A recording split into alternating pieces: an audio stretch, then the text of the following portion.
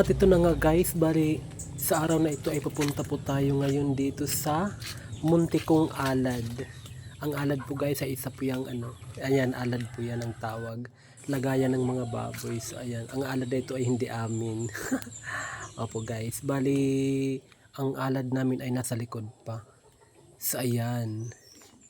At ang niyan, ang likod niyan kapaligiran ay may mga puno ng saging at ang likod niyan ay may sapa or ilog din ata ang tawag dyan, basta yun na yun. So ayan, bali ito yung alad namin, bali may apat itong kwarto guys. Itong unang kwarto ay ayan, wala pang laman guys. Pero itong pangalawa ay ayan, may dalawang pasi or piglet.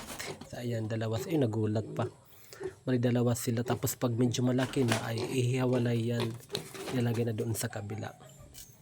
So ayan, tas ito namang pangatlo ay ayan, mayroon din dalawa din yang nasa loob. Ayan, lahat po yan ay mga babae, babae lahat, pati yung nasa kabila dahil naubusan ng lalaki. Tapos itong pang-apat ay wala pang naman kasi nga lalagyan yan pag lumaki na yung bali tag-iisa silang kwarto, tag-iisa sila bawat kwarto. So ito naman mga sako guys ay higaan po yan nila pag gabi. Tapos yan ang source namin ng tubig. So ito guys ang muntikong ito ang muntikong alad. Bali maliit lang to kasi maliit lang naman. Nag-umpisa pa lang dahil sa pagnegosyo ng ng baboy. So guys, maraming salamat po.